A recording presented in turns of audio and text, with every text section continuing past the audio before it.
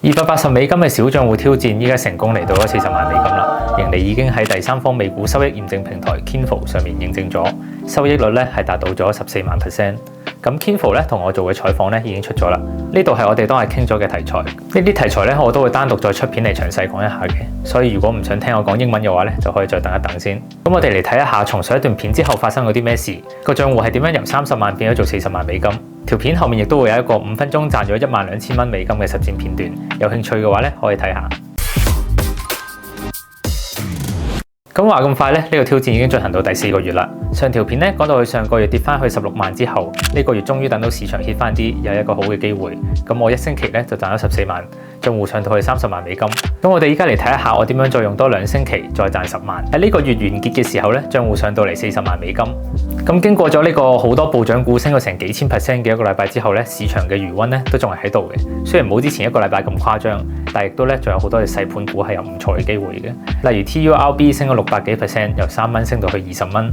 AGMH 升咗成680%，由2蚊升到去18蚊。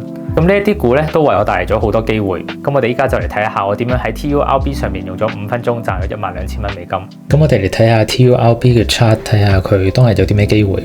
可以見到佢盤前出咗新聞之後，大概最高升咗200% 左右。之後咧佢係跌翻比較多嘅。之後係開盤之後咧，再出現咗一啲機會，跟住最高咧曾經升過去600幾%左右。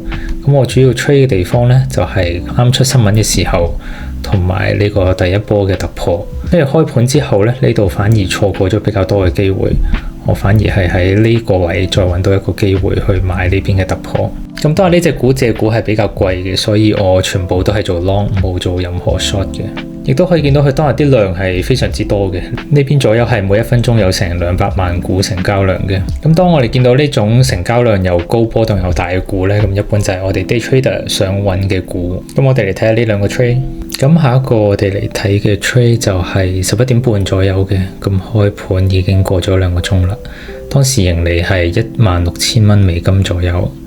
咁呢邊 TURB 我就見到一個好機會，呢度買咗一個突破。大概喺16蚊左右買咗4000股左右，跟住呢邊就想睇佢突破上去。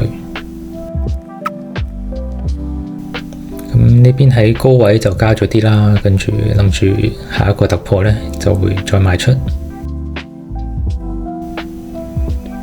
咁嚟到18蚊就將剩低嘅都賣出咗啦。咁呢邊就係頭先突破之後，你見到佢反應都仲係幾好。呢邊仲往上突破咗少少，咁我呢個時候就再揾緊機會去入場。咁等咗1分鐘之後，呢度覺得機會唔錯，喺19呢邊買咗4000股左右，跟住去突破到去20蚊就全部賣出啦。咁呢幾個 trade 係比較快嘅，我都未講到啲咩，佢已經播完啦。可以見到呢度由16蚊升到去20蚊左右，係用咗5分鐘左右。跟住當日嘅盈利就嚟到28000蚊左右啦，所以呢度就用咗5分鐘賺咗12000蚊。最近日日喺度玩英雄聯盟嘅海克斯大亂鬥，所以出片有啲慢。